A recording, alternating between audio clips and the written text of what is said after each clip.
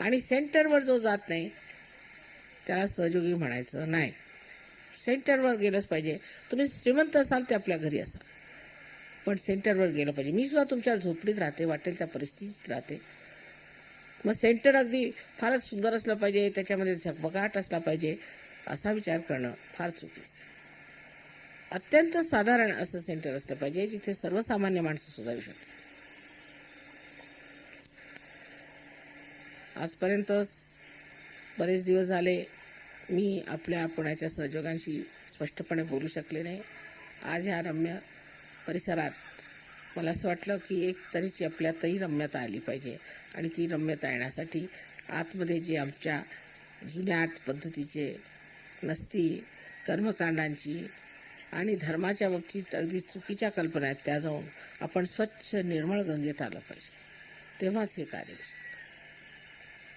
त्यात अहंकार सुद्धा आपण जपला पाहिजे. कशाही गोष्टीचा आपल्याला अहंकार असला तरी त्रास होतो. मी म्हणजे कोणीतरी विशेष. कोणी सहयोगांना असं वाटतं की आम्ही पहिल्यांदा सहयोगात आलो म्हणजे काहीतरी विशेष. अहो, जे पहिले आहेत तेच जाणार आहेत असं मला दिसतंय. बहुतेक जे अगदी पहिले होते ते एक कटतच चाललेत. म्हणजे ही कल्पना असणं की आम्ही पहिल्यांदा सहयोगात आलो हीच पहिल्यांदा तुमच्या विरोधात बसणार.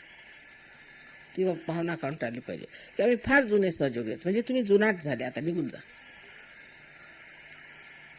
प्रत्येक वेळा नाविन्य असायला पाहिजे तरच तो सहयोगी आहे. कारण ही जिवंत क्रिया आपल्यामध्ये रोज घटत असते. रोज नवीन नवीन आपल्याला अनुभव येतात. प्रत्येक वेळा आनंदित नाविन्य असायला पाहिजे. आणि मी फार जुना किंवा मी फार जुनी असा ज्यांनी जर तुम्ही मनामध्ये विचार ठेवला तर त्याचा जुनाटपणा दिसू नये. तेव्हा इकडे लक्ष ठेवलं पाहिजे की आम्ही आपल्याबद्दल काय बोलतो. फक्त तुम्ही सहयोगाबद्दल आणि माझ्याबद्दलच बोललेलं बरंच आहे, त्यांनी सगळं काही ठीक होणार आहे. तेव्हा शरणागत होण्याचा अर्थ हाच आहे की आपल्यामध्ये ज्या या जुन्या गोष्टी आहेत त्या सोडल्या पाहिजेत, आणि आपण जो अहंकार गोळा केला आहे तो सुद्धा नष्ट पावला पाहिजे. परत दुसरं सांगायचं म्हणजे असं की फाटे नाही फोडले. आम्ही जर काही करायचं म्हटलं तर ते ऐकलं पाहिजे आणि ते पूर्ण मनाने केलं पाहिजे. फाटे फोडले नाही पाहिजे.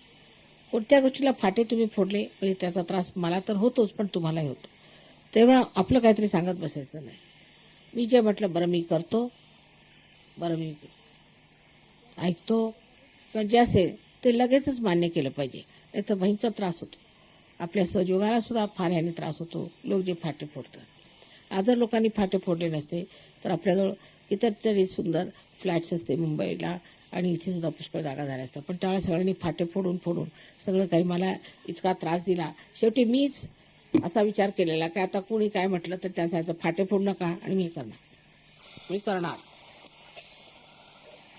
पूर्वी मी सगळ्यांचं विचारून करत असे, पण मी आता बघते की लोकांना सवय झालेली आहे शिष्टपणा दाखवण्याची. तेव्हा त्यांना सांगितलंच पाहिजे आता तुम्ही चुप राहा, मी करणार म्हणजे मी करणारच, मला जे करायचं तेच मी करणार. पण माझ्यापेक्षा शहाणं तुमच्यात कोणीच नाही आहे. तेव्हा उगीच जे माझ्यापेक्षा कमी शहाणे आहेत त्यांचं कशाला मी ऐकून घ्यायचं, म्हणजे ही नम्रता काही कामाची नाही. असा मोगा विचार करून मी ठरवलेलं की आता जे मला करायचं तेच मी करणार. त्यावरती तुम्हाला वाईट वाटलं तरी चालेल. आज आपण सुरुवातीला एकदा गणेश वंदना म्हणू. त्याला ज्या काही इथे मुली असतील पुण्यातल्या लहान मुली आणि मुलं, त्यांनी येऊन पाणी घालायचं. एकदाच व्हायचं आहे म्हणून थोडं थोडं पाणी घालायचं, आणि त्याच्यानंतर मग 7 बायकांनी वर यायचं आणि पायाला आलता वगैरे लावायचं, काय काम असेल ते, आणि पायाची वंदना करायची. तेव्हा आज नुसतं गणेश पूजेवरच आपलं निभेल, पण शेवटी थोडंसं आपण देवीची सुद्धा पूजा करूया. तेव्हा आधी सुरुवातीला मुलांनी वर यायचं आणि पायावर पाणी घालायचं फक्त.